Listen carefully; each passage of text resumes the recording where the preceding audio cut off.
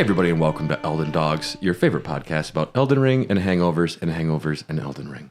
Yes. At least I'm a little hungover today. My name is Gideon Offnear, also known as Brad, the All Douchey, and I'm here to talk about Elden Ring and celebrate with my boys. Cheers. Who else is here? I'm Alexander Iron Fist, and today I don't have a belly full of bodies. I got a belly full of high life. Hey. Or the remnants of last night. What did you do last night? I hung out with my mom and my stepdad and my brothers. We had my brother's baby shower. So Like a kegger? You know, I showed up to a baby shower with a case of beer. Tall brother? Huh? Tall brother? Yeah, he's like super tall. I thought you were going That's to high five me for the beer. I was like ready to go. Yeah, dude. Fuck yeah. High life. No, but yeah, I got a belly full of high life. I'm not feeling too good. Yeah. It'll be all right. I got a Gatorade. I had quite a bit of high life last night.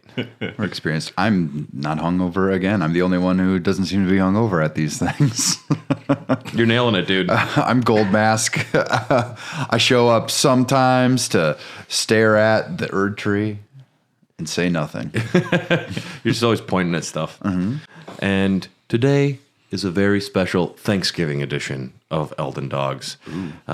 Tomorrow, the day after this comes out, is Thanksgiving. So, happy Thanksgiving to everybody. And we're drinking a couple beers that are kind of Thanksgiving-ish. Cool. Yep. This first one is Strawberry Rhubarb from New Glarus Brewing. It's a fruit beer with strawberry and rhubarb. Sits at 4%. Sure. One of my favorite beers. Is it really? Yeah, I do love this. It's my favorite New Glarus for sure. So, cheers, guys. Cheers. Tyler's already digging in. Yeah, it smells good. He's got a... It smells so good. And while this isn't standard fare for Elden Dogs, Tyler, you have played Ragnarok. Yeah, 12 hours in. Oh, yeah. We were going to talk about this. I don't care about it. Yeah, right it's fine. now. We're talking about Ragnarok a little bit. It is blowing every expectation I had out of the water. Like, I thought it was going to be good, but they made a couple choices. I don't want to spoil anything, so I'm going to be very vague. They made a couple choices that I really, really enjoy early on in the game, and I'm really excited to see where it goes. But I'm about 12 hours in, and I feel like I haven't even scratched the surface of any... Like, I don't even have a heavy runic attack yet. And it's 12 hours. I haven't even found one. And I'm a good looter. Okay. So, I so far, 10 out of 10. I'm loving it. Cool. And Dylan, you've been playing Tactics Ogre. Tactics Ogre Reborn. It's kind of like Final Fantasy Tactics. I believe it came afterwards, and it was kind of a successor. Tactics, did that sell well? Tactics Ogre? I think No. Final Fantasy Tactics. I'm sorry. I don't know sales numbers. I know it's just cult status, though. It's a very beloved game. I'm not sure what the sales numbers were like back in the day, though. It's a very good video game. One of the things I always forget when I start an RPG, and especially a tactical RPG, is just how little utility you have early on.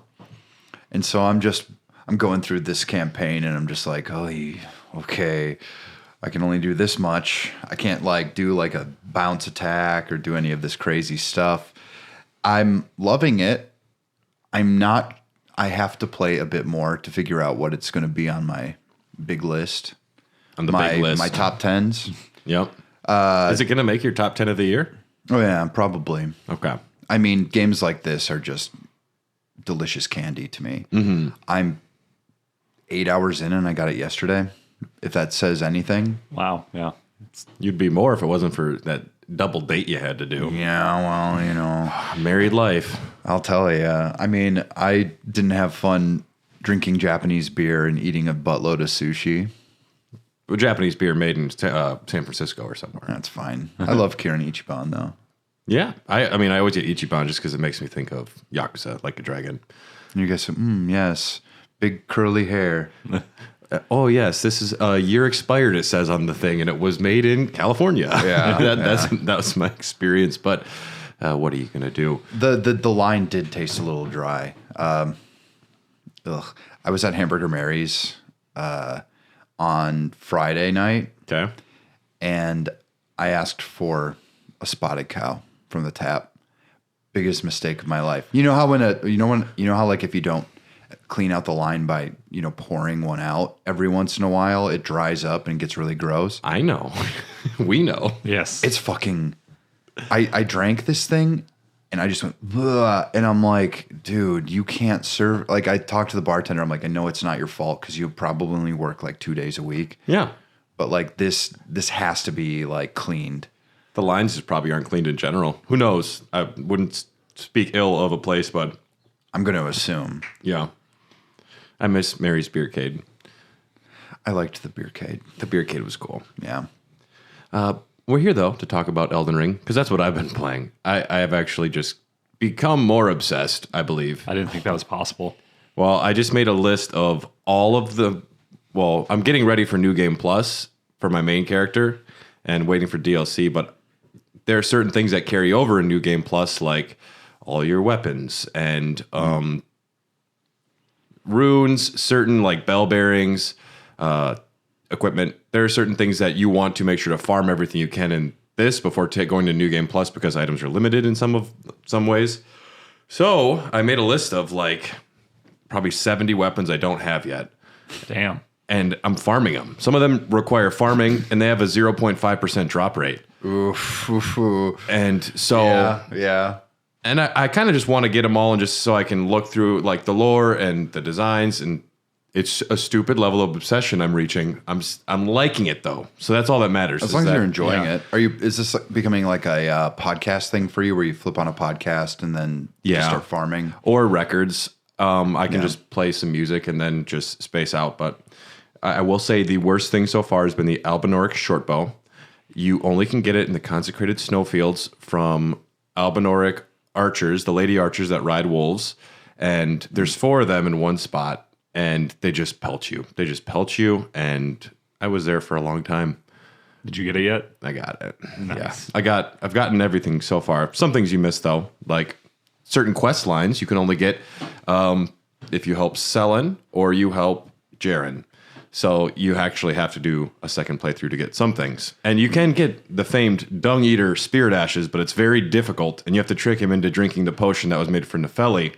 And I want to get that Dung Eater Spirit Ash so I can just summon. I almost did it. Yeah? Mm-hmm. If you still have the potion, you can like force feed it to him instead of giving him the death seed bed curse, whatever it is. Yeah. Yeah. Elden Ring stuff.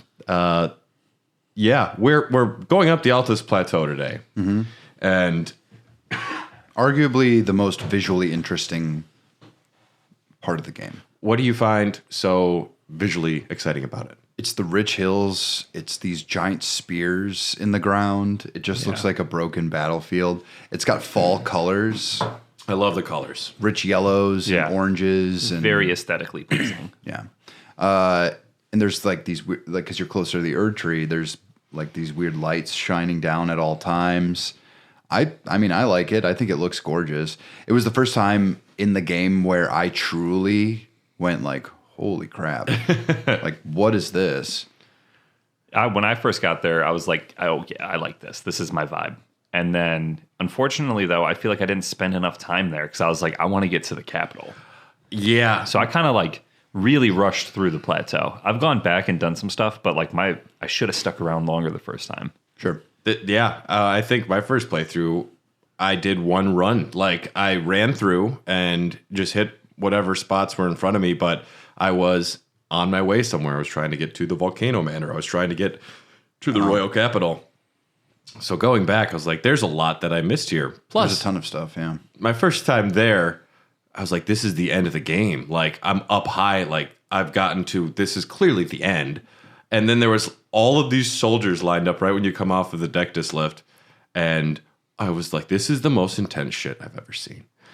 And just looking back now, it's easy as shit. And there's like 50 dudes. But I thought that it was, like, they had pulled out all the stops from preventing me from, like, moving forward. Sure. So, and you do the classic, jump on your horse and just ride through, and then you just don't get a lot of the context of what's happening here. I mean, there's so many golden seeds in this area. Yep. You're closer to the Erd Tree, so they're going to be more around. And like you had mentioned, Dylan, one of the coolest things about this area is this was one of the major battlefields for like the Shattering. We're at the gates of the Royal Capital. This is where you're trying to get to the base of the Erd Tree. And this is where like battles happen. You mentioned the giant spears in the ground. It's actually a lot of those are from chemical warfare. We're going to talk about perfumers. Oh yeah. Those fuckers. I've said it 1,000 times. 1,000 times. I'm a big pothead, big cracked pots guy. Love crafting. I love greasing. But you're not a vial boy. Just at that point, I had so much going on. I'm like, you cannot expect me to learn another thing. Yeah. I have got so much going on right now. You cannot throw vials at me. Literally, don't do it. They hurt. And B, like, I don't have time for this. Perfumers are crazy. They actually drink their poison and then they'll like spit it at you. That's part. A lot of their perfumes that they use requires them to put it in their mouth first, which Doesn't help that they dodge like assassins. They're like they just go back and like throw glitter at you. Yeah. And you're like, Like, what is going on? quit moving, you fucking assholes. But there's two ways to get up to the Altus Plateau. We're going to take the main one first and go up the Grand Lift of Dectus. You got the two pieces of the medallion. Which, how many people actually do that before actually going up like the caverns? I think I did the ruin-strewn precipice the first time. I did as well. Is that with the giant fire dragon thing? Yep, the magma worm. That's where I went. Yeah. I feel like that's a better entrance almost. It's more exciting. Yeah. Like you're going up the side. There's all these like precarious like wood platforms. Yeah, and I just kept thinking, like, at that point, I'm like, please, for the love of all that's holy, give me a sight of grace. I do not want to climb this motherfucker again. And then you hear the bat lady that's just singing the song. You're like, no, I'm not going to go closer to her. No. But then you do. Then you do, and then 20 bats jump down on you. Yeah. Hey, if you got lightning, babe. Zip. You got everything. Zip. They're dead. Yeah, Loretta's shots. Great Bow has been my saving grace Yeah. this playthrough because it's got such range. It used to be a really long pullback. Yeah, it it's still shorter now? it is still a long pullback, but that's how I like instigate enemies from super far away, and then I can draw them over. Speaking of range, I watched a video the other day about the crayfish. They're not technically lobsters; they're crayfish, but their projectile can go 5,000 meters. Jeez. Like it'll go a long straight line. It doesn't like go at all. The little sniper shots. Really? Yep. So the trick is to just like get some sort of geometry between you and that, but they will shoot you from a fucking They distance. follow too. Like I remember zigzagging, and then I went full Rick and Stark at the end, and it still hit me, and I was like, "That was like 20 minutes ago. Where have you been?" Yeah. But especially when you're deep below the capital, which we're not talking about today, but those ones can absolutely wreck your house. Oh, I hate the subterranean it's almost luck. shutting grounds. It's almost luck. Right outside the Grand Lift of Dectus, if you made friends with little cute Raya, who is not a snake lizard woman for sure. yeah. She'll be there. She's like, hey, you made it up here, and she'll teleport you right to the Volcano Manor. Yeah. They really want you to go to the Volcano If Manor. you Yeah. can find her, she's very, despite the fact that she's near a main road, she's still very difficult to find. Luckily, I was in like exploration mode, so I was like, she's on like a little set of ruins, right off the road there. There's two spots she can be. So she can be outside of where you come up with the Runestone Precipice, or she can be right outside the Grand Lift of Dectus, depending on how much you've talked to her and where you emerge. Yeah, she is fairly hidden if you come up the other side. Yeah, but luckily I was like, let me check this shit out real quick. Like I don't want to miss anything. Yeah. So I bounced around there and found her and was like, hell yeah. But we have a family member of one of the worst families in Elden Ring, directly to the right of the Grand Lift. There's Everjail, the golden lineage of Everjail, and Godric's family member Godfroy is hanging out in here. And this is the classic, we have a good boss design. We're going to reuse it and change the name. Yes. And it's fine. He doesn't have a dragon arm, which we get it, but Godfroy fought alongside Godric in the War of the Shattering, so they were some of the people that were out front trying to get in. He was captured by ancient dragon knight Kristoff sometime after the first defense of Leyndell. I love all of the words, like the first defense and the War of the Shattering.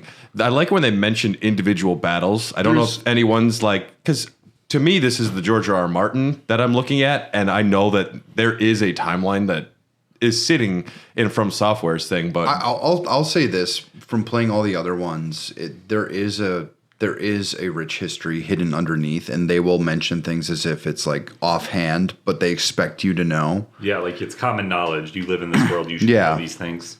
When really you're just a dude who kind of woke up. Yeah. and you're like a nobody.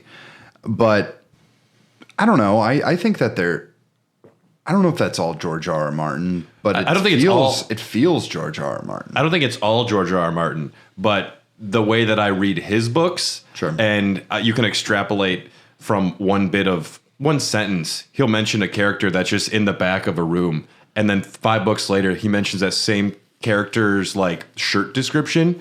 And if you're paying close enough attention, there's background world building, which is what I think From Software is great as. Is one of their, language is one of their strong points.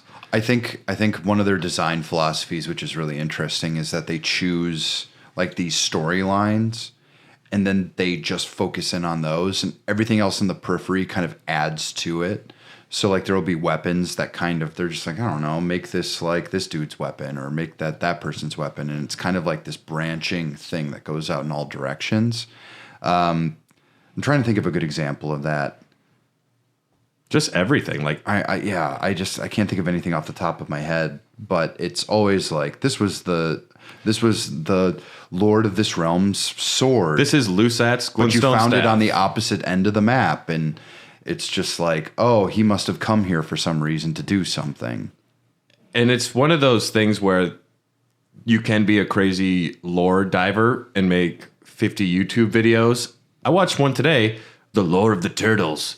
I was like, man, we're struggling here, aren't we? We're just reaching. Yeah, digging deep now. We're digging deep. Well, now it's the most popular thing on the face of the planet. Of course they are.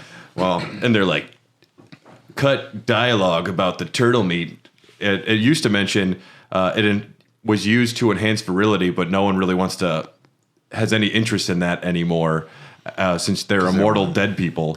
Yeah, but you still want to fuck?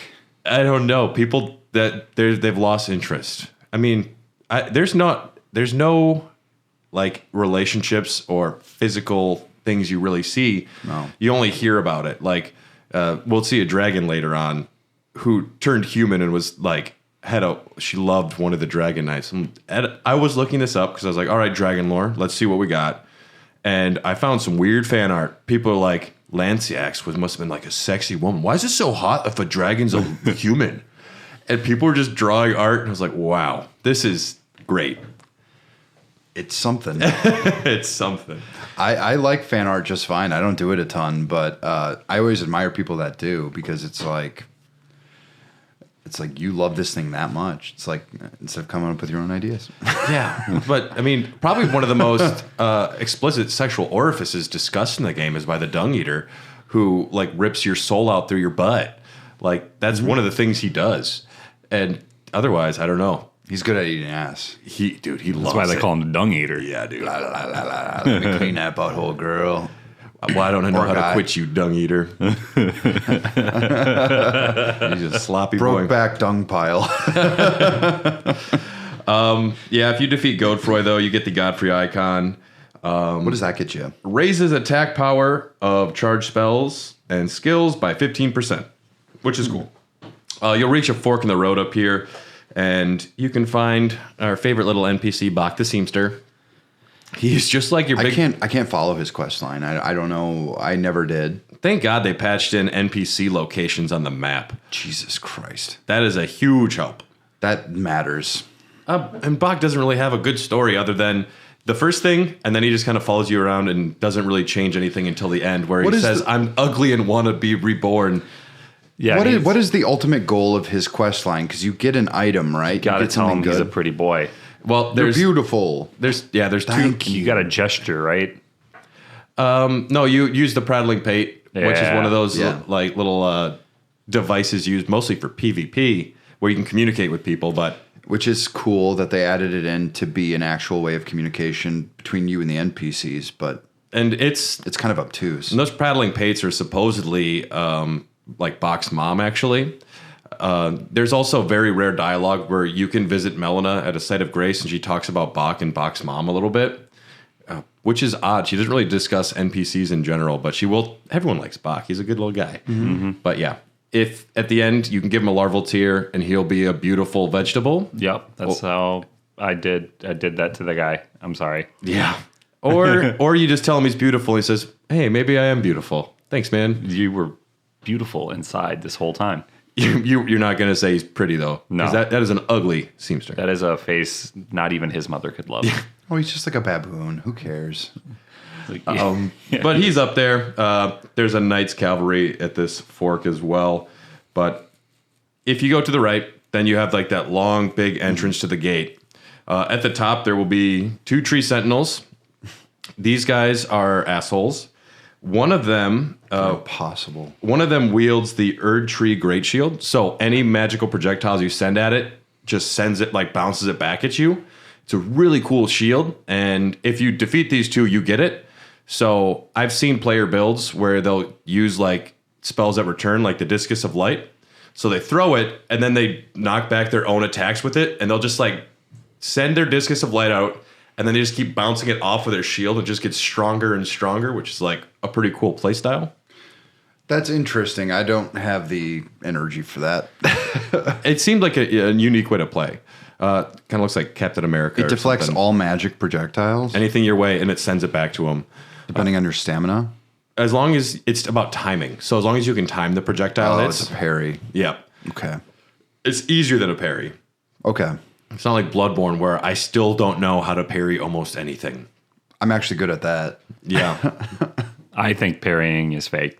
It's fake. I In don't. this game, it is fake. I do not believe. I think they put the words in there, and they were like, "Yeah, we forgot to put that in the game." And they're like, "We'll patch it later," and they just haven't. They just haven't done it. There's no parrying. The other tree sentinel is wielding the Sentry's Torch, which you can get this as well. This reveals veiled assassins. So any invisible enemy, which you will see some, if you have the torch on, they're visible. You can see them, which is a neat little touch. It's a good tool for a guard. They gave this after the Black Knife assassins killed Godwin. They're like, we should probably have an invisible detector out front. Yeah, but just south of this road, you'll find a Falling Star Beast. There's only 2 of these in the game. The One little on Volcano Manor, near Volcano Manor. that is the adult Falling Star Beast. There's 2 of the puppies though. There's one in a catacomb then, right? Yep, right next to the where you get teleported from at the beginning of the game into Caelid. Okay. There's one in there, but these are cute little puppies. Meow meow. I like them enough. They're cool looking. I like them. And you get a gravity stone fan and a chunk. Honestly, it's a pretty horrible prize, but yeah, It's a good amount of runes. It's fine. it's fine. But something that is cool near here is the Perfumer's Grotto. And we haven't really seen much of Perfumers yet. You mentioned the giant spears out front. Originally, Perfumers were healers. They were essentially like a pharmacy, an apothecary. They were just there to keep Leyndell happy, keep him healthy, and Leyndell guarded the secrets. They wouldn't let them like go out and practice elsewhere because it was like just for them. Sure. As soon as war hit, they got drafted, and it's like if you know how to keep someone alive, you also know how to kill people. And That's true. yeah, this is like the chemical warfare. This is Agent Orange. This is some of the darkest shit you don't hear about in wars. Yeah. Long term, like Mustard gas. It's yeah, the stuff that kills you long term and destroys you on the inside. But those they're basically breathing asbestos at you. It's just yeah, yeah. they put it in their mouth first and they just spit it at you. Well, you can inoculate yourself to most poisons. Me, I'm incapable of getting cancer because I chew on it. It's like raw. It's like raw. Is that gum? No, it's cancer. And I just keep a little cancer in the bottom of my lip and I spit sometimes. You don't do that, do you? Chewing tobacco? No, hell no. Okay. No, I'll stick with my still bad but fine vape. Yeah, it's better. But those big spears are actually like chemical bombs. They're full, like they drop and then they just disperse all of like the shit into the battlefield. Oh, so it's basically a missile that launches clouds after it hits? Yep. That's cool. Yep. Yeah. Some of these went mad with their power and they sort of defined the Golden Order. You'll see perfumers that have completely gone off the deep end. Most of them are all going to be bad people. Some of them are incredibly bad. The depraved ones, they became rabbit hole. Okay, so Go for it. Margit, or Morgott, the person, the first big toughie, the tough guy, the big tough guy you fight, and die to. He is actually the one in charge of Landell. He's like the current leader, the king. Yeah. But he is an omen, and omen are looked down upon. And Morgott's got this weird thing in his head where the Golden Order hates omens. And he still, despite being an omen, is so obsessed with the Golden Order and keeping things the status quo. Sounds like the Republican Party, am I right? This has been Elden Dogs, everybody. But he's got a lot of self-loathing, and it's kind of hinted at that he's the one that like made a sect of perfumers become like obsessed with omen killing. He was sending out them trying to cure omens mostly by like killing them. Shade. Omen killers are like, they look great. They're cool, yeah. But essentially perfumers got obsessed with killing omens. They started taking things that nulled their senses, nulled their emotions, so they'd be better at killing things. Yeah, it's called alcoholism. That's how I know my senses anyways. That's what Dahmer did. Oh, yeah. Yeah, but that's what these perfumers are. And they have these grottos. So this is one of their grottos where they grow these Miranda plants. And they also have a weird relationship with them where the plants won't attack them, where they're like aggressive against everybody else, but they're cool with them. It must be like a pheromonal thing. If they smell like them, then... Yeah, I think that makes sense. That's logical. Yeah, the perfumers are horrible assholes, but if you head north at the fork in the road, we find our friend Corin. He's the guy that's got the wheel around his neck. Oh, yeah. He is Dylan's biggest fan. Is he? He's obsessed with Gold Mask. Yeah. Oh, yeah, he's cool. He's fun. Yeah. Well, I mean, if you play as a prophet in the game, you get that too. Yeah, the outfit. Yeah. Yeah. But he's essentially read all of Gold Mask's books. He has all of his stuff on Laserdisc, and he's just so pumped to meet this guy. Yeah. He does, after hanging out with Gold Mask for a while, he's like, I don't know if he's making as much sense as I thought he would. No. But he won't concede that maybe his hero isn't. Never meet your heroes, kids. Never meet your heroes. Says you, Mr. 56. He was nice. Yes. I'm Nick Barnett. I met him in an Olive Garden. You're all caught up. That's the story. Tyler was 10 years old, just loving the Olive Garden life. Yeah. Endless breadsticks and Packer players. Hell yeah. He said, "You want to taste my breadsticks, son? Come with me to the bathroom." I don't quite. I can't believe he Yes, said sir, that. Mr. Sir. I can't quite. But he was your family because you're there. I don't recall Then you said no. the story going that way. But then you said no, and he walked off. And then when he went outside, he pulled off his mask after getting angry. And it was Jared from Subway. It was Jared. I knew you were going there with that. And he just goes, and he stomps on the mask. Well, you dodged one. Yeah. Hey, live to fight another day. Yeah. To the right of brother Corin, there's a key item for Celavis's quest. I never did any of Celavis's quest. I did a lot of Celavis's quest. Oh, after he gave me that weird potion that was going to kill Nepheli, I was like, I just don't want to talk with this guy. So when I did go back to his place, he was dead because I'd moved up the story. If you move up with Ronnie far enough, he just dies. But there is the... I never gave the potion out to anyone. Yeah, I'm still holding on to it on my new playthrough. I don't know if I gave it to Gideon or not, but here you can find the Amber Starlight. This is a unique key item that Celavis can make a potion with this that can turn a demigod into a puppet.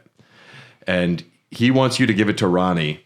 And you can try and give Ronnie this potion that will kill her and make her into a puppet. She sees through you right away and gets pissed, and I believe she kills you. Okay. Yeah, but it'll end Ronnie's quest line right there. I didn't know about this. There are some people that would kill Ronnie, and that made me sad. But Yeah. Fuck that. yeah, She gave me a bell. Can you give it to anyone else? the potion can be given to Nepheli or Gideon to throw away, or the Dung Eater. Not the demigod one. The demigod one is only for Ronnie. It's only for Ronnie? It's just that's the part of the quest. I mean, There should be like another option. maybe there will be be. interesting. Maybe there's something people don't know about yet. There is a lot still being discovered in this game, which is crazy. When I get to him in this playthrough, I'm just going to kill that bastard right away. See what They happens. might turn on you. Yeah, I think You have to wait till they're like guilty. one of the last things I do before New Game Plus is you're supposed to just go and kill all the NPCs to get their armor. And I'm kind of looking forward to that. Yeah, it's true. Except Muriel. We don't kill Muriel, the Turtle Pope. No, he's fine. He's a good do you boy. get the Pope hat, though? I don't think so. Because if I got the Pope hat, like, I could live with it. I'd love to have the Pope hat. I was looking at rare I'd play armor. again just for the Pope hat. I was looking at rare armor today, and there's a really rare drop where you can get an octopus head. Oh, my God, It's just a land octopus like head that like a little one you wear. Mm-hmm. It's pretty cool. It could be like the Deep, Yeah. except I'm not going to fuck it. Well, If you got your head you in seem it. really obsessed with being the Deep. Maybe you can admit it. I do have an octopus tattooed on my arm, too. Whoa. Calm down there, Smooth, sex offender. Yeah, it's got like 8 bikinis. It's very sexual. Yeah. Yes, if you keep going this way, there's a great bridge that is fallen apart. There's a merchant there. He'll sell you the Ancient Dragon Apostles Cookbook, which you would care about, Tyler, because it gives you lightning pots and roped lightning pots. Yeah, that shit's awesome. Do you prefer the regular or the roped ones? I'm good with the regular ones. The roped ones aren't bad. They're faster. The rope but ones like, go backwards, right? Yeah. Okay, that's my biggest thing. If you're running away from something, that's like the best. See, but I try to, like, my play style, I'm trying to keep everything in front of me. Yeah, Because I got magic and shit. So, like, I just chuck them. I mean, if that's I've Plus- never even tried the backwards ones. Well, then you have to get rope too, which isn't incredibly hard to find, but it's just like another thing you got to find in order to craft them. Whereas, like, if you just have the base materials and a cracked pot, you're good to go. Oh, that's not true. In my last playthrough, I did use those to just get through dungeons and just literally just like whipping them the entire time. Yeah, like those dungeons where the skeletons like take forever to like wake up and come at you. If you run through and just throw them. Did you?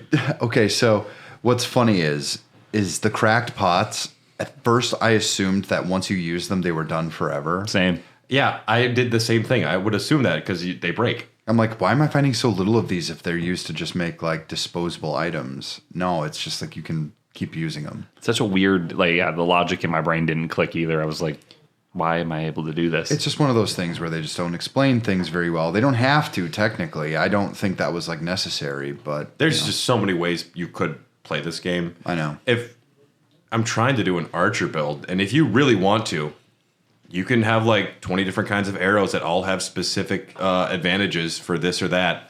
Bosses, whatever. Bosses. you gotta do a lot of hunting then, though, right? There's a sword that makes things go to sleep, and people talk about sleep builds, and it sounds so weird to me. But the Sword of St. Trina is a thing, and you, as a special ability that makes things go to sleep, so you can just go up there and just wail them a little bit. Yeah, that's fine. It's what you're supposed to do when you have like multiple, like the ancient dragon skin apostles, like the big bloaty boy. Yeah, you mentioned crack pots, and that made me remember one more reason why we hate perfumers. They're so desperate to get all the ingredients because you need them. One of the ingredients is incredibly rare. It's the innards of the living jars. So they pay people to go kill jars and bring... Tyler, it's okay, man. You I seem don't like that. that's why the Jar Village... Buddy. Yeah, you actually go to the Jar Village. There's a bunch of happy jars there that are like, pick our flowers. We like you. And then you come back and they're all slaughtered. I just want to know what the jars are. I don't know. Nobody knows. No one knows for sure. I am one, and I have no idea what's going on. I don't think they're meant to know. Do they fuck?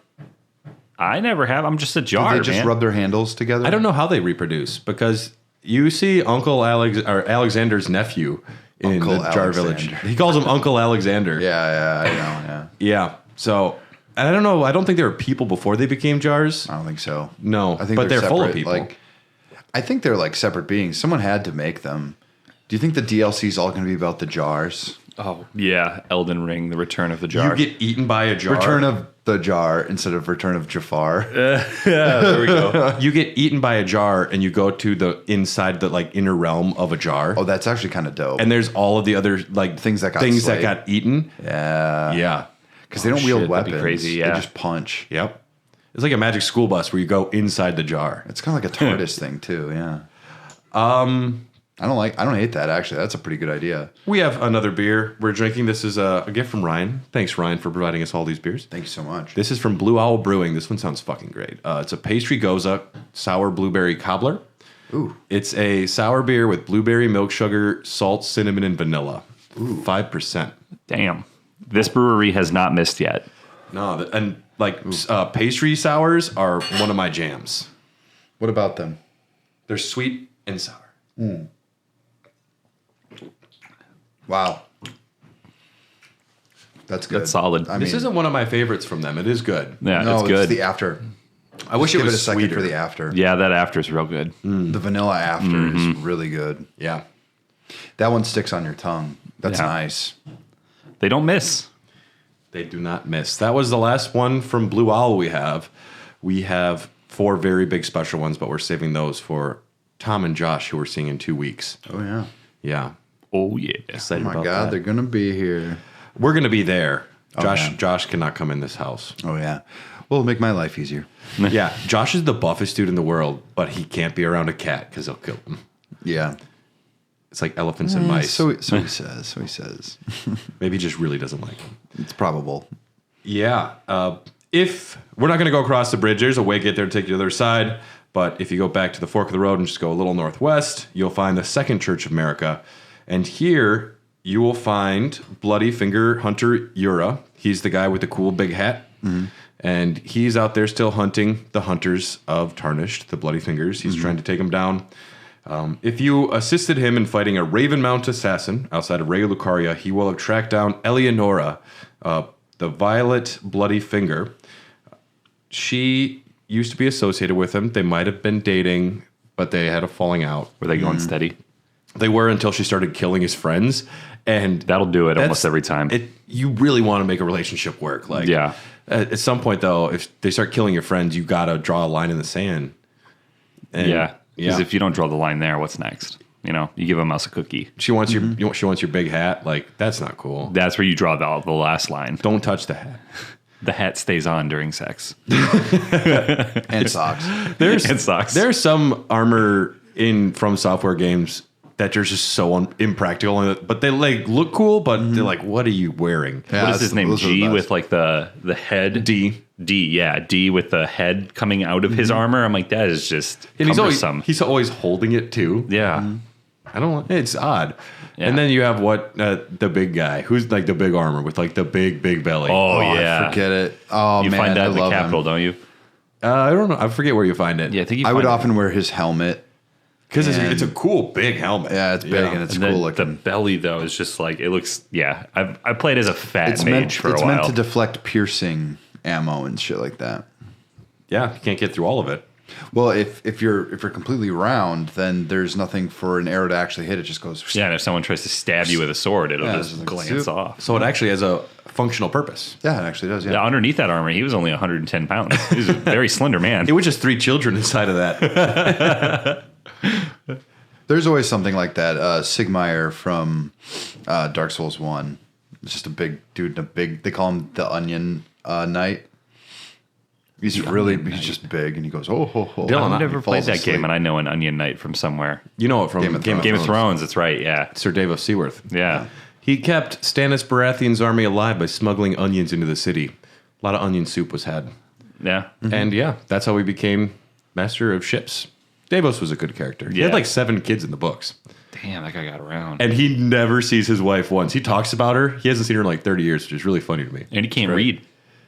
Yeah, He learns. Yeah, he learns a little bit. Yeah. But Eleonora, you can fight her with him here.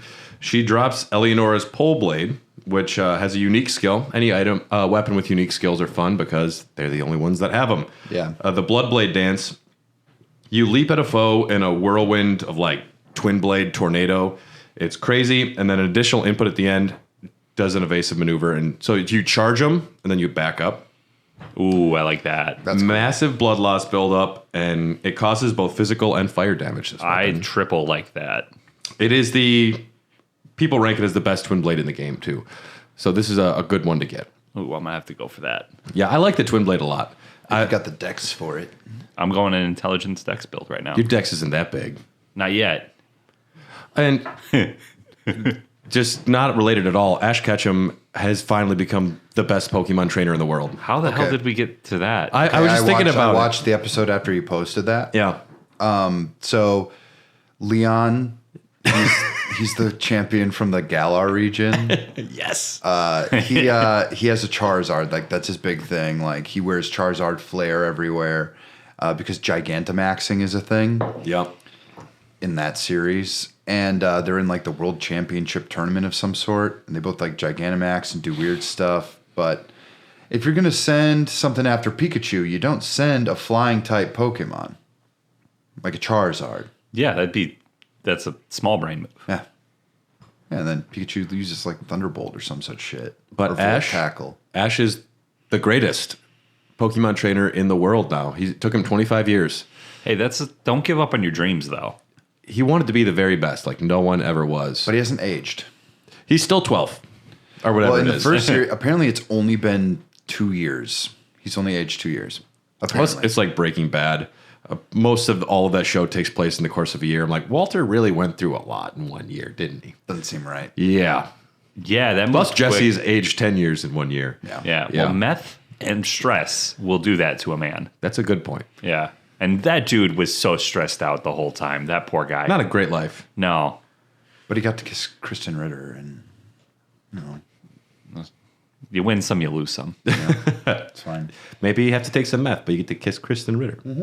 You know what? I might take the deal. I'm in. You got a deal, Howie. You can also, here at the church, find the Physic, the Purifying Crystal Tear. Interesting because this one, for your flask of Physic, this only has one purpose, and it's negating the curse effect of Moog. So when you go fight Moog in the Mogwin... Are you fucking kidding me? This negates the curse effect, and this is the only point of that whole Crystal Tear, which is odd. Like That's the only reason I had trouble with that boss. Yep. Moog was cool. I want to look more into the lore of what's going on there because he has very much Bloodborne vibes, where he stabs like a formless thing in the sky and blood shoots out. Yeah. And it's pretty wicked. Well, and then that curse, if you don't have the right amount of healing items on you, you are completely screwed out. You are just done. Like, you will have to go somewhere else. It's not a good boss fight. No, and this one of those things where they kind of reuse the model a little bit too. He looks very much like Morgott. They are brothers. Yep. But his moveset is completely different. And they also couldn't like be more different from where they stand. Morgott is devoted to the Golden Order, and he will hate himself, but like try and bring things together. And Mogwin's trying to fuck a baby and become like embrace the evil. Mm-hmm. So I mean, I can see both points. Yeah, they're both wrong. One's worse than another one, but One's a little more worse. religious zealot versus a baby fucker. I just don't want either of them. This is like politics, you know? But eventually you do have to root for the one that's not fucking the baby. Typically, don't those two things go hand in hand? Typically.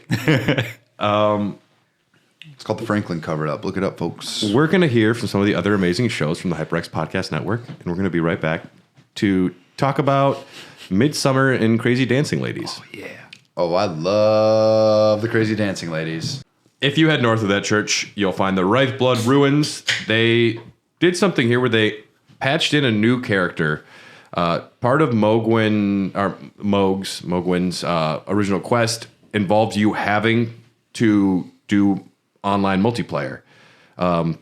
It's part of the quest, and you actually have to go invade other people and fight them. You don't have to win, but they patched in an NPC here, so you don't actually have to do online multiplayer. You can do this quest offline, which is like so smart. I can't believe that they had like one thing that required you to be online. That is so silly because eventually this is going to be a dead game if you do something like that.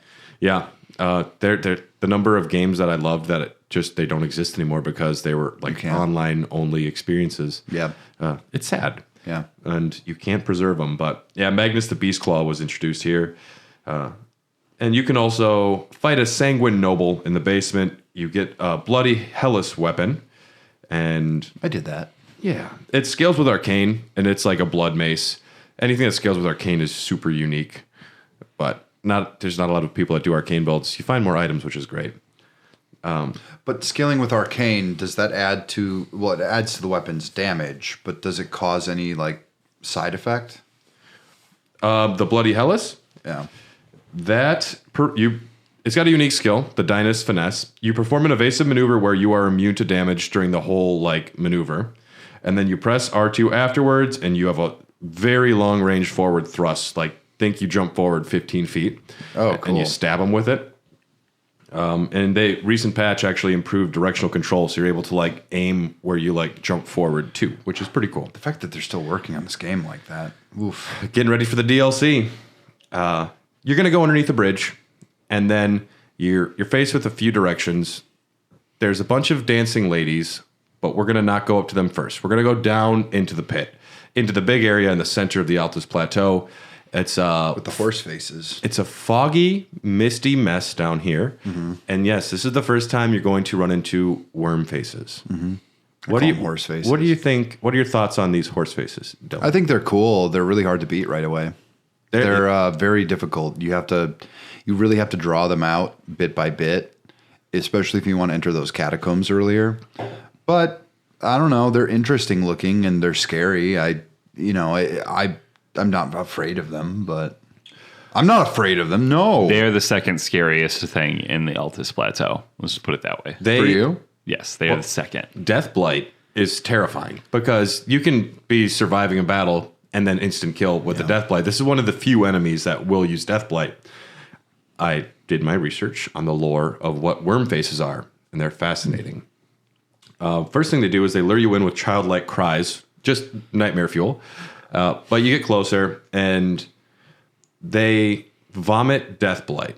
They'll even like pick you up and shove your head, the larger one, into its like tentacles and just vomit Death Blight on you. Yeah, I like that. Which is great. They're cool. That's some cool shit. They appeared to be related to Godwin with their Death Blight, who is like his body lives on without his soul. We see him way later in the basement of the world down there, but his curse has gotten assimilated into the Erd tree, so now it's spreading like this Death Blight that is moving through the tree into everything, killing the Wormfaces. They also drop gold tinged dung and sacrificial twigs. So what they're actually doing is eating the roots of the Erd tree. Anywhere they can eat these roots is what they're doing. Oh, cool. So that's how they get Death Blight at them. They violently vomit it out, and then they shit gold twigs from the Erd tree, which is weird. I don't hate it.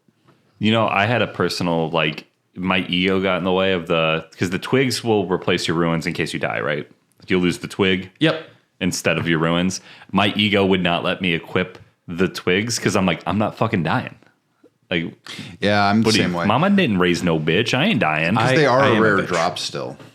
You don't get them all the time. But what is cool, let's say you walk into a room that's got 2 Crucible Knights, and you just want your runes because you actually took too many runes in there. You take a sacrificial twig, grab your runes, and then die. You get to take your runes out of the room. That's the only time I would do it. Yeah, that makes sense. Yeah, otherwise, no, I ain't no bitch. Yeah, Mama didn't raise no bitch. I will hit my head 50 times in a row before I give up.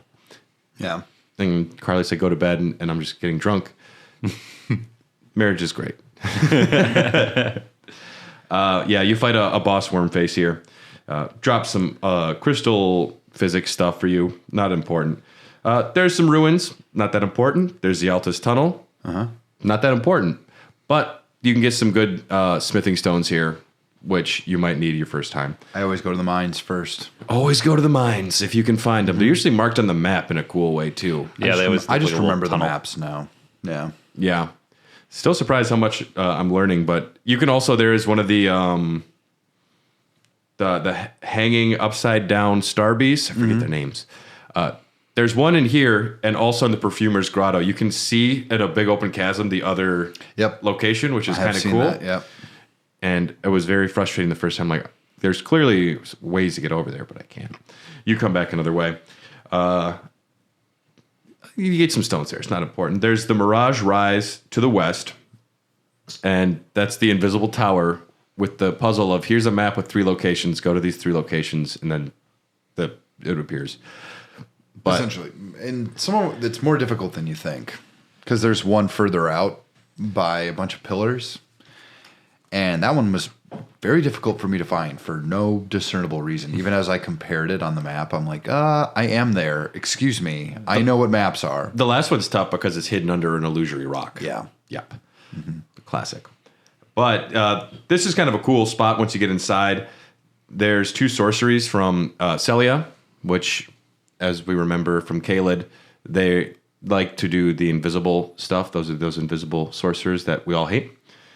You can get the sorcery Unseen Form, which makes the caster semi-invisible. Even works on horseback, and Torrent will go invisible, which is kind of cool. And can be cast in motion. So if you're running away from something, you can just pop on your invisibility potion. And also the Unseen Blade, which this one seems stupid. It just makes your sword invisible. Like, Well, if you're invisible, I guess the moment you hit, yeah, well, whatever. That actually might be good for PvP because you don't know what weapon the person's holding. yeah, I guess I could see that being a thing, but it's nothing that I've ever used. It's definitely for PvP. But I guess we can talk about the Windmill Village. That was spooky. What were your thoughts going in there? I thought it was awesome because I love the movie Midsommar, and just like it's like getting pulled into a weird Elden Ring Midsommar Ari Aster nightmare. It's so different from what was happening before. Yeah, and I slaughtered my way up and down that thing. There is not a single flower child left. I killed them Flower all. child, but you mean like flowered old hags? They were once flower childs. They were probably, back in the 60s. They were at like, peace and love, Woodstock, baby. Sure, yeah, they saw Hendrix. Yeah, they dropped a shit stuck ton of around for acid and Hendrix. lost their minds. Oh my god, they're all dying because of ergot poisoning. I know Brad's about to tell us the backstory, but I refuse know. to believe it. I've just crafted it, and it's perfect. It's scary what's going on here. The vibe is that this was a village, a windmill village, where people were happy. And for one reason or another, when people are unable to die, people start going a little crazy. Mm-hmm. And one person started worshiping the Godskin apostles that skin people. Yeah. And I don't know what was like the big thing that like made it start, but all the women have skinned and killed all the men in the village, and now they just worship skinning things. And even a lot of them are skinned. Like they're skinning themselves. Like these people, that's their festival. They kill all men.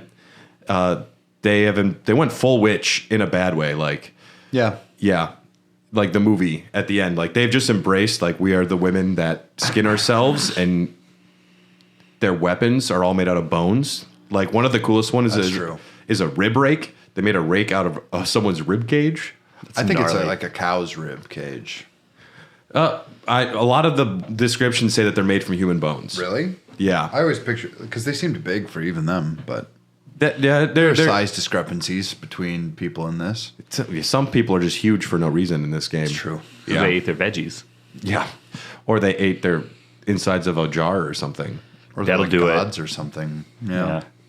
These women, you can walk right through the village too. If they're in the middle of their dancing, they will not attack you. Like you can just walk right up to them and hang out. I wish you could get the dancing emote so I could join them and dance with them, but No. no. I walked about Floss. a quarter of the way up and was like, Just flossing in there. Hey guys, do you like Fortnite?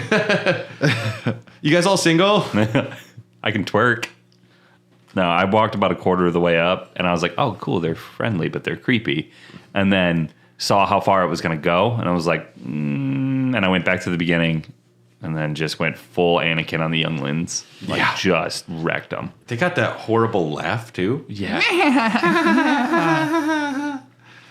And then, like, the moment you attack one of them, they all stop and just look at you like, oh, you fucked up. It's like when one zombie notices you, so all the zombies Yeah, charge you. it's like some hive mind shit. Jesus. Yeah. Yeah, there's a Godskin Apostle at the top, and definitely kill him. You'll get the Godskin Peeler, which is a very cool twin blade. It has the skill Black Flame Tornado, where you spin your weapon overhead really fast, and it summons a black tornado of death that'll hurt people. And then you used it. Yeah, and then you like send the tornado out. It's cool. You get the incantation Scouring Black Flame as well. And Mostly, it's just a nice break from everything else that's been happening in the game. It's just such a unique village. With It feels unique, so different. Yeah, it's really this is like this is a highlight. To me, like this is one of the most memorable areas of the entire game. Like there are those shacks off to the side where you can get like the giant rat shade or whatever. Yeah. And then there's a mini village where they're kind of doing that stuff to kind of give you an idea. This is where it's like good level design because especially if you just kind of cross it, you're just getting an idea of what it is, and then you get a whole village of it. Yeah. It's kind of cool. Like it's really interesting. Like here's what you're about to face in this area. You're gonna have to deal with this. The windmill pastures are pretty cool too. I think there's just the giant rat spirit ashes. Those are weird in that they don't require FP or HP at all. It doesn't require anything to use it. Yeah. And the higher the level, the more rats get summoned. Yep. Which is cool. I used it a lot. It's like that Crispin Glover movie where he's like what is it, Wilfred or something? Wilfred, yeah. Yeah. Yeah. I forgot about that movie until now. Yeah. That movie creepy. fucked me up as a kid. Yeah. Speaking of rats, I beat the Plague Tale games. You beat Requiem as well? Yeah. That one's okay. That fucked me up. But yeah, no, rats. That city scene? Oh, God. How fucked up? That was fucked. I need to play those games. It is fantastic. A little clunky gameplay, but story's fantastic. It's clunky. The stealth works, though. Yeah. Yeah. You will find a rogue battle mage out here. For some reason, he's this big guy. This guy's like 3 feet taller. This is the Shaquille O'Neal of battle mages from Ray Lucaria. This dude's a big motherfucker. He drops the battle mage set, which is cool. There is the other end of the collapsed bridge, and here is where we find Dylan looking at a tree. Yeah. Yep. Gold Mask is a man who doesn't really wear clothing, and he wears a big sun mask. He's probably not human. Oh, he's human. Is he? Yeah, Gold Mask is from the same tribe as Horalu and Nefelilu. He's from the Badlands. He is a Tarnished. And I put down this glorious motherfucker. Mostly just stands around naked, pointing at the tree. I was so excited when I found him. I was Yeah. like, you're the fucking... I got a friend that would love to meet you. Can you just stay right here? I'll Yeah. be right back. And he just doesn't move. Like, good, you're still here. Yeah. I told you I found him. When the game opens, they mention Thea, the deathbed companion, Yeah. the noble Gold Mask. And I thought these were going to be the They're bosses. going to be bosses, yeah. I'm like, oh, they're hyping me up. Yeah. And they're not. They're just kind of... Every one of those characters is hinting at one of the endings for the game. Yeah. Yep. So Dung Eater has an ending to the game. it's essentially the word, like the chaos reigns over the world. That's gnarly. Yeah. I forget. Yeah. Very heavy I'm metal. excited to talk about his ending, but the Dung Eater, yeah, he's a bad guy. The more you know about him, actually, the less you like him. It sounds cool. He eats butt. Like, yeah, cool. But it turns out it's not a good way of eating butt. Damn. I know. I'm sorry. But yes, you find Gold Mask here. Go and tell Cora, and he hightails it over here. And now there's a dude staring at a tree, and a dude staring at a dude staring at a tree. And that's going to be their most of their plot going forward. Gold Mask will have one line of dialogue in the game, and it's when you tell him that Radagon is America, like they're the same thing. Yeah. And he goes, oh. He just like makes a sound. And then he's like, that's okay. But yeah, Gold Mask is cool. What makes you like him, Dylan? He's kind of this weird esoteric, almost Mothman, Indigo Swan type of being. You know, he's just interesting. Like, and I've never followed his quest line because I'm going to be honest with you. I looked it up and I don't want to do that much work.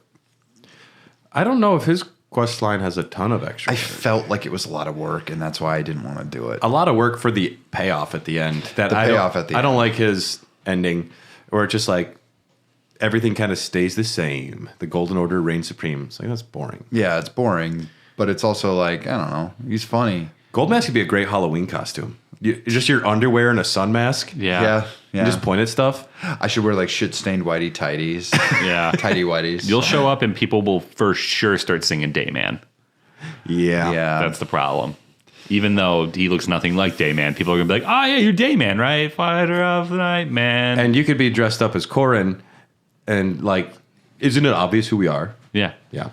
You're just literally wearing like a barrel and you're walking around and it's just beer in the barrel and you're just like, I'm Alexander. You just look like a drunk guy in a barrel. Got a couple straws. I'm like, I'm getting kind of soggy in here, guys.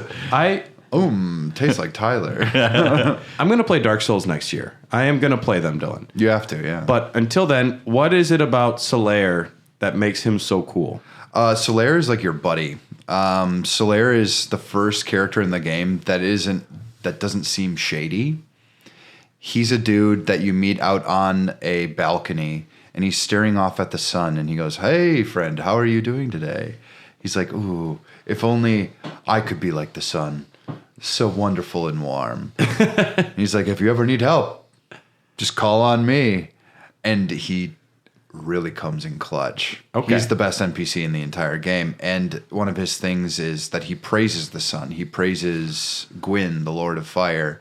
And by doing so, he does the pose. big like T pose, where he reaches up more like a Y shape. And it's why everyone says praise the sun all the time.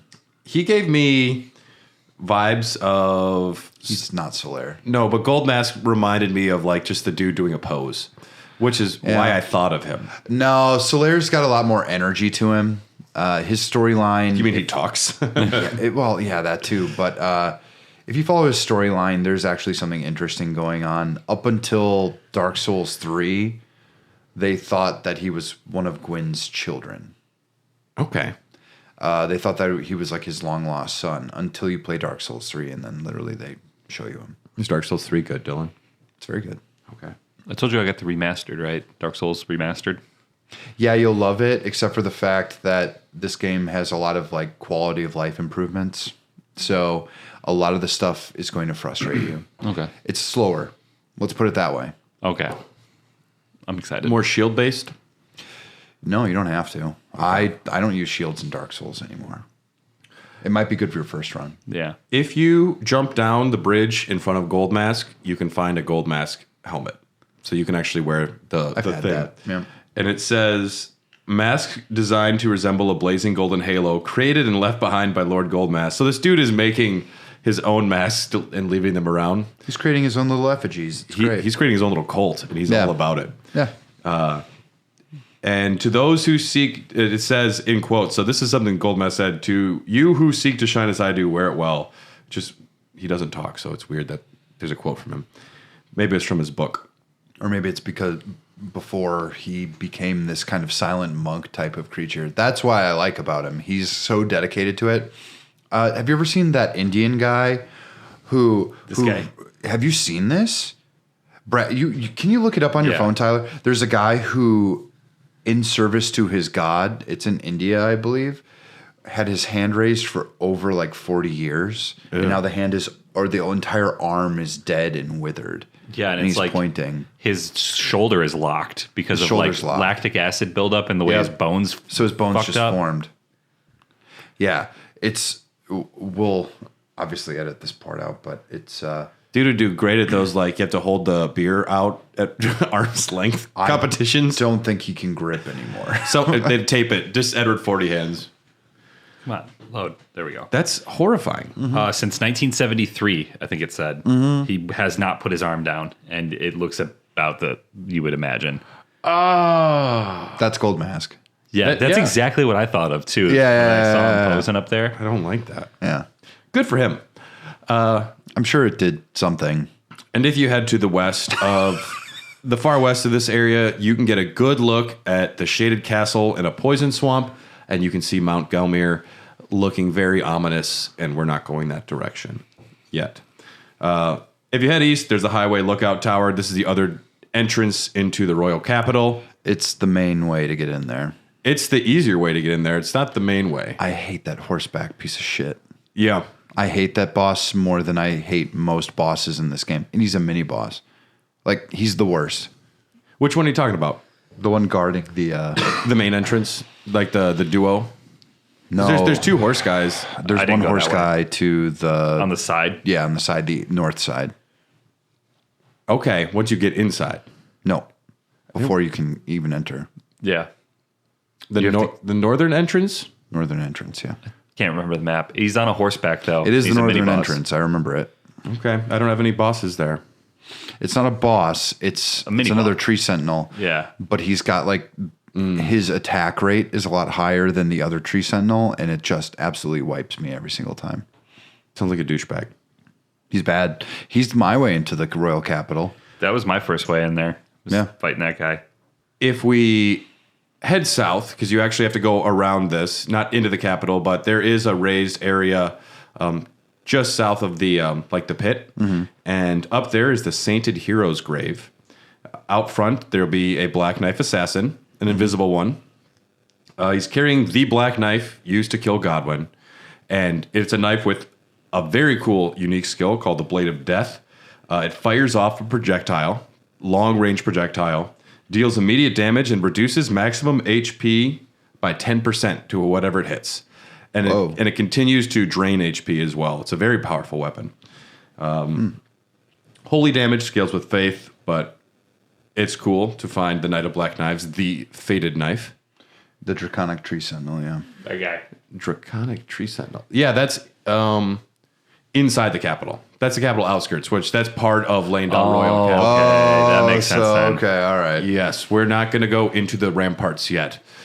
Yeah, That makes a lot more sense then. it makes a lot more I sense was like, to me how too. did you miss that? Yeah, it's a required guy. You can't get into the capital without I fighting know, him. that's what I was saying. I'm like, that's like the only way in as far as I'm concerned. I believe it is. It is the only way in, yeah. Yeah, but I hate Heroes' Graves. These are some of the most difficult dungeons. They are abysmal, and they are not fun, and they are challenging in the dumbest ways possible. In this dumbest way, you must lure enemies into a light before you can hurt them. That sounds horrible. Some of it's not bad. It's easy to lure an imp in there. Imps want to. There is a big grave duelist guy. You have to drag him so far to get him into the light, which is required. You need to do this to unlock the door in this. But I don't like this spot. You fight the ancient hero of Zamor. This guy is protecting the resting spot of the ancient dragon knight Kristoff. This is the dude that captured Godefroy. Godefroy must have been really hated if this guy was given a big shrine to rest in. Well, A big Godfrey's not tomb. even liked. Yeah, no one likes them. Those guys suck. No one. They're the McPoyles of Elden Ring. We'll call her. Okay, dude, I'll call her. South of here is the Stormcaller Church. You can get the Dragon Bolt Blessing incantation here. And Love it. the greatest Ash of War is in this field as well. It is the Lightning Ram. This is where you roll like Sonic the Hedgehog and you cause lightning damage. That sounds like your bread and butter over there. Well, you're just Sonic. Well, but I got a mimicked here. Oh, did you hear that Sonic Frontiers is actually good? Is it? Yeah. I haven't heard this. I've heard a lot of reviews. Really? I've heard it's good. I watched gameplay. I watched part of a walkthrough. I'm like, oh, I might actually fucking play this. Way to go, Sonic.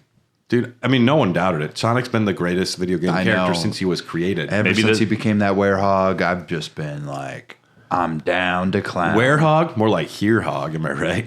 Yeah, dude. Maybe this will be my favorite Sonic game. That's like a tall order because I have like 50 favorite Sonic games, and I don't know where it would rank in my definitive list of best Sonic games. Sonic Heroes is just so good. I love Team Dark. I love doing the investigation mode because Espio the Chameleon's been canonically the coolest. That's Team Chaotic. damn it. Team Dark is Rouge the Bat, Shadow, and the robot. Okay, guys, I think I've been outed as not knowing everything about Sonic. I'm sorry. Oh, I didn't know the robot's name, so it's not like I'm any better. It's not. It has a stupid name. I remember he's only used in this. It's not like Titty Fuck the Bat, who is just like, we're bringing her back. Yeah, well, you know. Yep. And there's a dude who's got like the Titty Fuck the Bat wallpaper, and he's like, yes. It's like, oh, more material for me. I hear the game's pretty good. I hear that they actually know what to do now. in future Sonic games to make them better. So It only took them a long ass time. There was like a 5-minute Knuckles trailer or something released for it. That was like an animated thing. I didn't watch it, but people's reviews were, how is this the best piece of Knuckles content that's ever existed? Like, I guess Knuckles is just so cool in this like trailer that well, you want to go to Pumpkin Hill and fly around on fucking giant pumpkins? Have you ever played Sonic Adventure 2 Battle? Thankfully not. Okay. He just glides and then he searches for treasure. That's it. And it goes bling, bling, bling, bling, bling, bling, bling. It's like a hot and cold game, but you're Knuckles and you're flying around. up at the top of this hill, we're gonna find ourselves an ancient dragon. This is Lanciax. Of course, the sister of Fortisax. Everyone knows this. It was said she took the form of a human to commune with the Dragon Knights as a priestess of the ancient dragon cult. Vike was her favorite. I don't know if Vike fucked the dragon lady. Vike fucked the dragon lady. I think he did. Yeah, probably. Vike was the like number 2 to the Elden Lord. We fought him earlier down in Liurnia, but he goes crazy and does the frenzied flame at some point. Mm-hmm. He's like Shabriri probably lured him down there to try and save his maiden, but he was like essentially if Aaron Rodgers were to come out as a conspiracy theorist, like you were our favorite person, Aaron Rodgers, and now you're saying you listen to Joe Rogan. He does. Joe Rogan's not a conspiracy theorist. He just sucks. He enables people like Alex Jones. He just He just doesn't moderate himself. And Aaron Rodgers 100% listens to Joe Rogan. He's been on the podcast. I know. Mm-hmm. I remember I used to think Joe Rogan was cool. Yeah, I listened to the first hour of that. He actually used to be interesting, podcast. but now he's like, oh yeah, I'll believe you because he's so doped up on whatever fucking like creatine and He just needs to curate himself. I watched the UFC. all he does is take creatine and sit in those and take DMT ice baths. Yeah, and he just has like ideas. He's like, oh, I'm gonna live forever, and I'm like, no, dude, you're like 50 years old. You're going to die eventually. I watched the UFC fights last night. Great card, by the way. Very shocking. Good outcomes. I was loving it. But Joe Rogan as an announcer. How hard did that one person punch Fantastic. that one person? So hard. Tight, dude. So hard. Imagine if they were dressed up as Knuckles and Sonic. That's even better. That would have been great. They should do that, like Halloween matches. Like, and here we have the clown from It versus Big the Cat or Hellraiser. Speaking of which, they should bring back Celebrity Deathmatch. That shit was hilarious. They did try. I remember that. Yeah, it didn't work. I know, but I want more. Because it's a lot of animation for things that are eventually going to become irrelevant. A lot of claymation. Yeah. Because the original was claymation, right? Yeah. Yeah, so is the sequel. So good. Crazy. Good stuff. I loved it. Few other spots we're going to just hit real quick in the Altus Plateau. If you come out the entrance from the Ruined Precipice, this is the other entrance. This is where you'll originally fight the ancient dragon, Lanciax. She'll fly away, though. Here, you'll find the Perfumers' Ruins to the west. And this is essentially just more perfumer lore. You're going to find more omens down here, more omen killers. Perfumers are bad. But you can get the Perfumer's Cookbook and the Talisman and the Omen Killer armor, which is pretty cool. I did a lot of perfuming. You smell great. Thank you. But next to that is the Unsightly Catacombs. This is where we find the perfumer Trisha. Trisha kind of went rogue, and she decided she wanted to help the omens and the misbegotten, potentially by experimenting on them, trying to cure them, but really I think it was just torturing them. Yeah. And then while they died, she kind of sat next to their bed. So she tries to paint herself as a hero. I got kind of Mother Teresa vibes from her. Yeah, that's exactly what I was going to say. Yep. Yeah. Mm-hmm. I'm the most saintly woman. It's like, these people are suffering. Can you just, like, take care of them a little bit? No, suffering brings you closer to God. Didn't you know that? Yeah. It's really disheartening because being raised Catholic, Mother Teresa was just always touted as one of the greatest people. And when you find out that she was pretty shitty. Or that they're all hiding child diddlers, yeah. Well, and when she was suffering, she immediately asked for medicine to, like, on her way out. It's like, you fucking hypocrite. Oh, and I hear she was impossible to deal with. Yeah, I forget the name of the guy. He's like a well-known atheist dude. He had just had like a vendetta to like expose her for the fraud she was. Christopher Hitchens? I think it was Christopher Hitchens. I think it That might be sounds like a Hitchens. name I've heard before. I believe it's Hitchens, yeah. Yeah. You'll find Trisha down here, which is just a great name too. Perfumer Trisha. You can get her ashes, but she's probably a shithead too. A lot of shitheads. You'll also find there's some more ruins. There's a carriage. You get a sword. We've done this. We know how these things go. Yeah. There is one. Wow, more asset reuse. Great. Hey. There's one other spot in the Altus Plateau. We're not going to talk about it now because it's kind of a legacy dungeon, the Shaded Castle with the Poison Swamp. We'll save that for our Mount Gelmir discussion. That one actually has an interesting ending. So And it's got a lot of cool lore in there. it sure does. Yeah. And that's the Altus Plateau. Overall, very beautiful area. I do love the fall colors. This is also where I started feeling fatigue with dungeons and caves and tunnels. Because there's just so much more of them, and it's just over and over and over again. If the gameplay wasn't as good as it was, I would have been like, oh, with this. But I do think this is an area in the game that reinvigorated my want and desire. I'm like, I got to see what the capital's like at least a little bit. Yeah, the capital is where I got real fatigued. I was like, I do not like this area. The capital was annoying.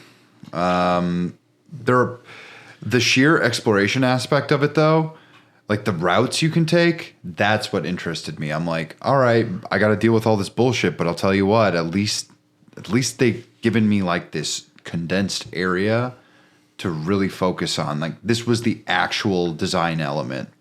It's not just open spaces that I'm running through hoping to find a dungeon or see something. I think the Altus Plateau has some of the best we've seen so far of bosses and like development story-wise. I love the Windmill Village. The Wormfaces, They're cool. I remember those moments first time seeing them. And like, I'm just not going to go up to them. Well, you know they're just like HP sponges, Yeah.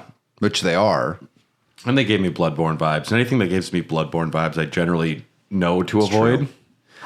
But I love what they did with this area, despite there being, like I said, some dungeons that they feel samey. And when they have like twists, such as bring these enemies into the light, it's a gimmick. And it's sometimes I'm into it. A lot of times I'm not. When you, especially once you get past this point, once you get past the royal capital and they introduce other areas, that is when you truly realize it's not just running out of ideas, but this game needed another year in the oven. Plain and simple. I don't know. I think it's just if people ran look out at of it, shit. if people look at it for completionism, it is lacking in creativity and like asset reuse. If you play this game simply as explore some and skip some, I think it's better. sure it's fine. Because then you're not going to be noticing all of the overlapping things. You're definitely not. And the pure And I don't sense of think- exploration is amazing. When you come up to a new area, sometimes there's no feeling like it. And then sometimes you go into a tunnel and it's the same tunnel. It's the same catacombs with the same levers with the same idea, except there's a gimmick. It's the reason I don't like Breath of the Wild that much. Yeah. It's like, remember going into a dungeon in Breath of the Wild and being like, holy shit, this is like a new thing. Or not in Breath of the Wild, like any other Zelda. And just being like, whoa, look at this crap. Like, this is kind of weird. You know, to me, this is the Breath of the Wild of Dark Souls. And I think I really hit the nail on the head with that. I'm like, I feel like I'm getting it, but it's also like, yeah, I mean, it's cool, but tighten it up. Yeah, I don't know. I mean, I wouldn't want there to be less, but I just I need want to. there to be I need to temper myself to not need to do all of it. Yeah, but I get like FOMO, like fear of missing out on Yeah, something. FOMO so it's is like, the worst, man, yeah. what if in that dungeon is like a really baller weapon or a nice set of armor or some good ashes, like I gotta go check it out. Because sometimes in this game, you will go through a door and you'll discover a new area that goes on for 4 hours. That's the part that fucks you up because it's like, Those what is fucking going to be elevators. beneficial and what's going to give me another dumb shit item? Yeah. Luckily, the gameplay's good, though. Well, luckily, gaining of runes is one of the core mechanics of the game. So even when you go into these dungeons, you know you're still going to get currency. You know you still can use that currency for a ton of other things, which is a good gameplay loop because then once you gain the other things, it loops right back into the gameplay. I got to a point where I was just like, I almost overthought it. I was just like, this is just not my video game. Like it's really not. And I love it and I think it's very good. I cannot express hard enough how competent this game was when I thought it was going to be an absolute disaster. Because this is their first time trying something like this specifically.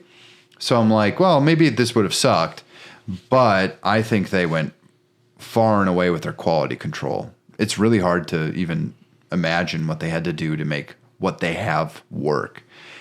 I said this before about Breath of the Wild, and I can actually say the same thing about Elden Ring.